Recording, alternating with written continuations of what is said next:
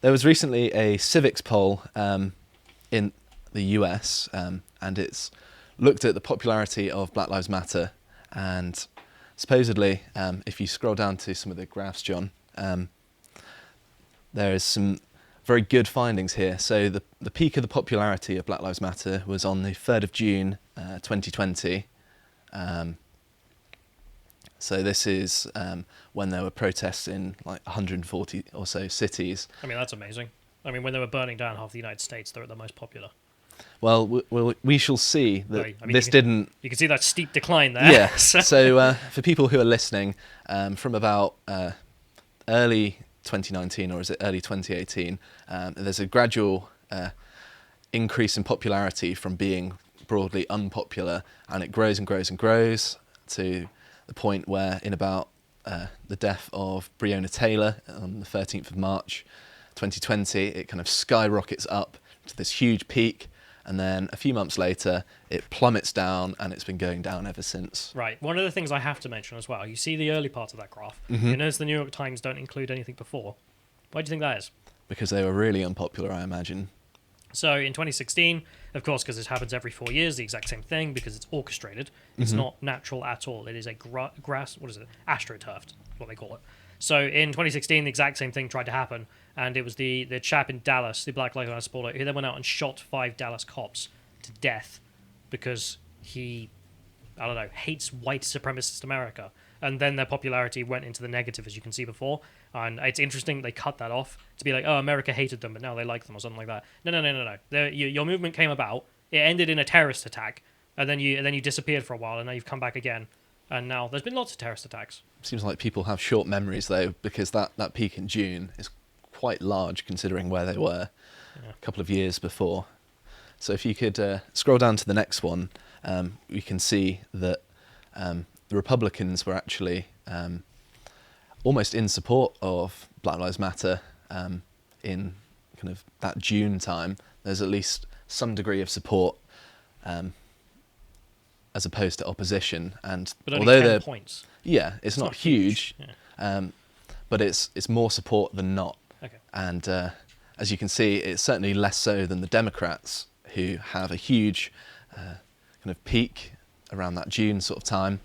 But then as soon as the actual rioting starts, you can see the Republican support absolutely plummets to the pretty strong disapproval. Yeah, Republicans don't approve of rioting. Democrats' approval not affected at all. Well, it like goes down very down, gradually, but it's not enough, is it? They're really? not massively put off by the rioting. Yeah, and I think that kind of reflects the actual attitudes, because, of course, the Republicans were very much saying, look at what they're doing to our cities. Perfectly reasonable, obviously.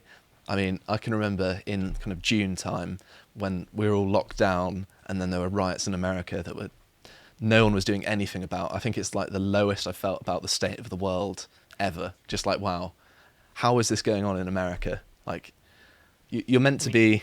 David Dorn. I mean, it's the name that's most relevant to this, I think. You know, the black retired cop went out to try to stop people looting, and they just shot him to death. I heard about it, but I didn't know that was what actually He's happened. not the only one either. I mean, like 20 odd people died in these riots. Almost all of them by the rioters, because they want literally Gibbs. Like, they were literally just robbing stores and whatnot. Someone tried to stop him, like David Dorn, and they killed him.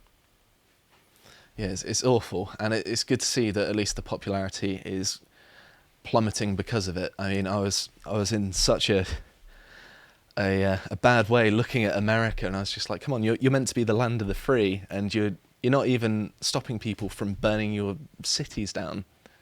But if we move on to a graph of the racial support, so you can see here that around that June sort of time, everyone of every race was largely in support of Black Lives Matter. However, there's some interesting changes here that I want to kind of bring to people's attention. So in the current time, white people are largely disapproving, not to a huge extent, but mostly they disapprove of Black Lives Matter. Surprisingly, Hispanics or Latinos were the most supportive at Black Lives Matter's peak, almost doubly so than black people, which would be quite surprising. To be honest, I was surprised white people wasn't higher. Yeah, I mean, it It was a pretty The conservative amount, poll. the amount of wasn't it? idiot white people are in the United States in the leftist sphere. But I go to any Antifa parade and it's all white people. There's actually there's a great clip. I don't know if you've ever seen it of there's a BLM basically protest taking place. It looks fine. Then the Antifa white kids turn up and they bring out like this chisel and they start chiseling up the ground to pull out massive chunks of rock so they can throw it at the police. And all the black guys like turn around, like 5 or 6 of them go, "It's goddamn white people!" And then they grab the Antifa kids and they throw them over to the cops and like, "Get him!" It's so good. I remember seeing that actually. That was great. Yeah. Wasn't that the conflict between Black Lives Matter and the Antifa? Yeah, people? when they start to realise, hey, these guys are a bunch of socialists. So anyway, so you can see that the Hispanic and Latino support was much higher, but then in the current day, it's actually dropped below that of black people, and it's almost close to zero. Like it's almost just a net neutral. They're just like, don't really care. Good. And Seeing the truth. With blacks, it's slowly decreased to moderate support, I would say. But it's not huge. It's not overwhelming. Like, what is that? Like plus 8% points? I mean, that's not much. Yeah, but it's certainly moved a lot in the space of a year, right? And you can see that the support in June at its peak is very much different than the state of affairs now. Oh, sure. I'm making the point of like, well, people could say BLM can be a popular organisation. Well, if your percentage point is just plus 8, that's not massively popular. It's not. It's not plus 30 or 40. But it's trending towards disapproval now, which is at least a good thing. So it seems like things are going to get better. Hopefully. I'm trying to be a bit optimistic here. I mean, killing dozens of people and burning down half the country would do that, hopefully. Yeah. So I'd like to take a look at the reason why, if you haven't already had enough reasons why Black Lives Matter might be unpopular. This happened on George Floyd Day. Was that really what it was called? Yeah, it's like May Day now, I guess. It's just a leftist holiday. It's just like a public holiday for awful people. So there was a protest in Kansas City, and Black Lives Matter was saying to police officers, "We're going to blow your mother effing heads off." So, yeah, this is the kind of thing that you would expect from Black Lives Matter. They were calling for violence, of course. It's not a joke either. They did it in Dallas. Yeah. 5 guys. And one person was quoted as saying, "Because we're tired of being shot and killed because we're getting pulled over for air fresheners," which of course is a reference to Dante Wright and the actual accident where You're kidding me. What? Yeah. They're still trying to push that. Yeah, they are. Oh, like that, the woman who pulled out her gun rather than the taser, which was an obvious accident. But even the pulling over had nothing to do with his goddamn. Like, it wasn't there. Oh yeah, he's black. Let's get him. It was like, no, we have the law here and we applied the law. Yeah, and what are they trying to say? That if a white person had an air freshener in that state, they wouldn't pull them over? Or the woman, if she was black, she wouldn't have pulled the wrong weapon. Should have been better at finding a gun, is what they're trying to say. I suppose so. Oh dear. So another person was quoted as saying, "I'm waiting for one of these mother effers to pull me over because, baby, where I'm from, we don't give 2 Fs about the police. Let them kill one of ours. Guess what we doing? We kill one of theirs in Chicago, baby. We're going to knock on your door. We're going to blow your mother effing head off." That's what they said. I know it sounds ridiculous me reading it out because it's pretty much the antithesis of how I talk, but they've done it. Yeah, and they're saying it now, and if that's not enough people to, wake up from their passive support of this group, that they're threatening to kill police officers. That's not good, obviously. They have killed police officers, and they have in the past. They killed 20-odd people throughout their rioting in the summer. So I don't know what more you need. Mm-hmm. I mean, it's your life you're risking here by supporting them. And the final quote that I'd like to draw attention to is that they referred to the police officers as racist police pigs that have killed black men in Kansas City. So they're trying to almost validate what their threats are here and saying, well, it's not disproportionate they've killed people. But it's not all bad. So if we actually look at the UK, this was a few months ago now, 55% of people say that Black Lives Matter have made racial tensions worse, and 43% of people said they feel when people say Black Lives Matter, it makes them think other lives are less important. So it's the kind of all lives matter argument here kind of coming to prominence, I suppose, in that if it's 43%, that's a lot better than it was beforehand. Apparently, only 17% of people disagreed that it had increased racial tensions in the UK. So that's how many people the Labour Party can count on them voting for them. Exactly, that's 17%. exactly what I was going to say. That's as low as it can go. I mean, it's current, what was it, 28%? So we can lose another 10%, and then we can just ignore them. That's what I'm hoping for anyway. Even 44% of ethnic minorities felt like Black Lives Matter increased racial tensions. So it's not even whether they disagreed with it, they actually agreed with it or had no opinion. So that's the overwhelming majority in terms of people who actually have a strong opinion about it. And supposedly a breakdown of who was kind of the least accepting of Black Lives Matter, those living in Northern Ireland by 64%. So well done, Northern Ireland. You are the most based part of the UK. And Conservative voters, which is 78% compared to 40% of Labour voters. So 78% said they don't support BLM. Yeah. That's they fantastic increased but racial tensions as well. One of the things I have to mention though is just like whenever we saw yesterday we showed what was it, Sajid Javid, like the former Home Secretary, tweeting out Black Lives Matter. You remember Boris Johnson being very tepid on the whole thing, the whole Conservative cabinet being like, oh, we're walking on eggshells or the whole thing. Why? Like, Yeah, there's... You're not going to lose any votes. Like, call them out. There are a bunch of Marxists who want to destroy the West. It's not hard.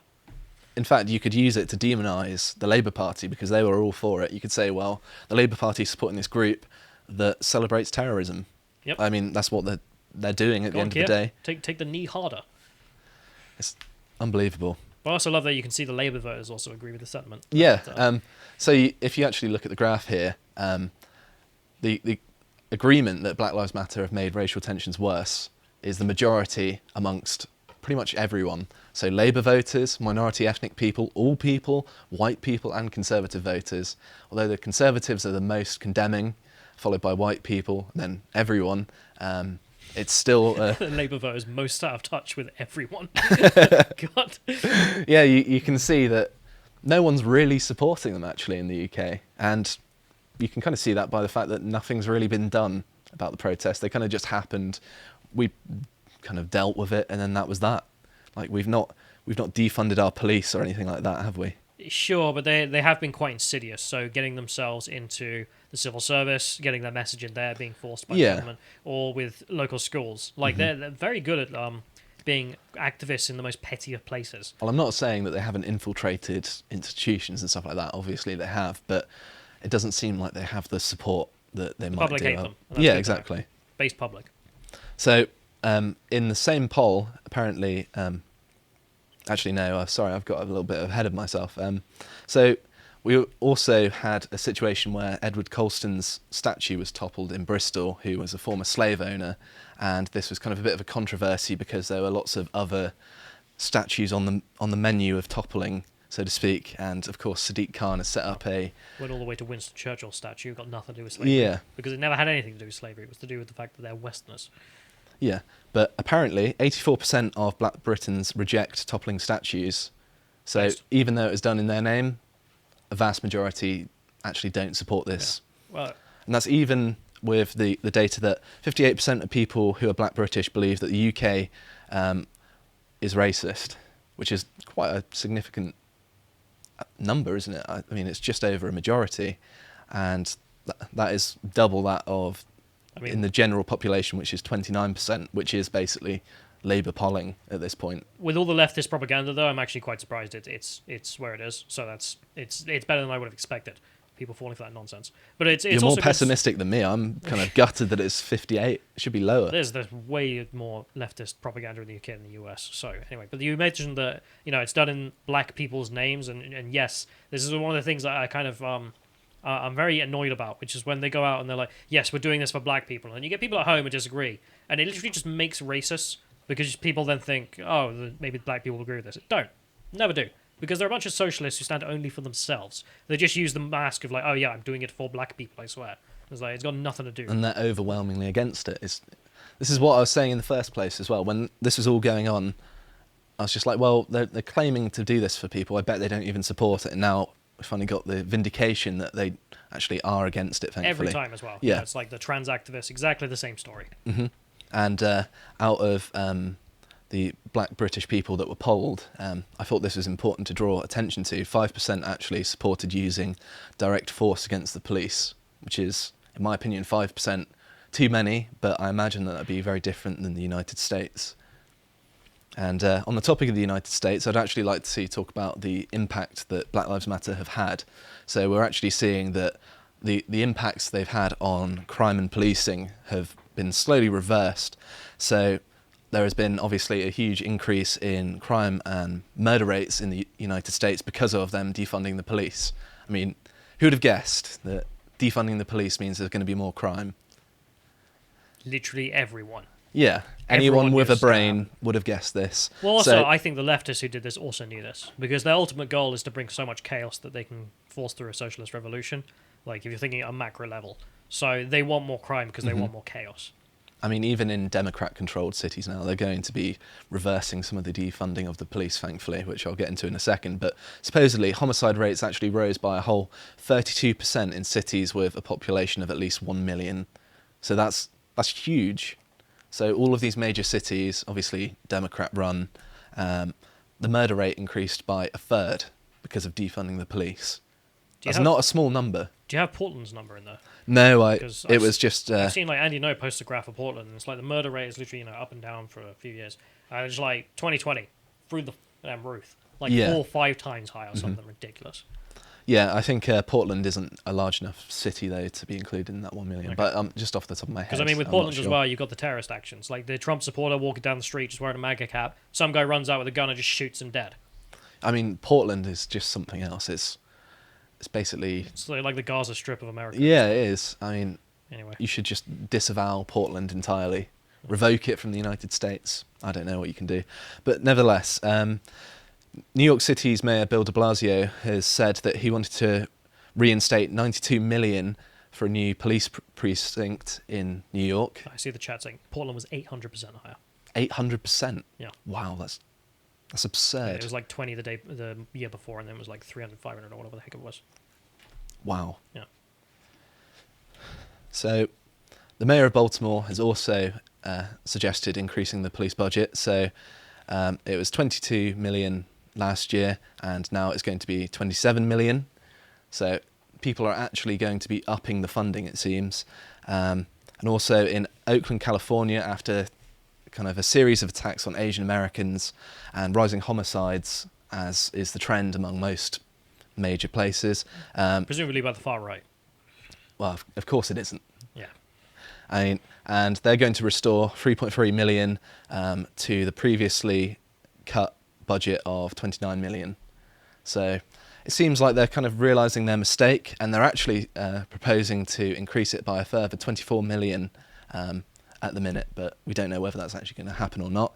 And also we have the mayor of LA suggesting that the police budget should be increased by 50 million after they cut it by 150 million, when they realise that, you know, cutting the police budget is just going to cause more crime. I mean, a child could have told you that, but apparently you needed to actually do it to realise that it was a bad idea, which kind of should make people realise that these people who they've elected are incredibly incompetent, and you should be holding them to account. This is appalling. If you enjoyed this segment from the podcast of the Lotus Eaters, you can watch the full broadcast live every weekday at 1 PM UK time on lotuseaters.com.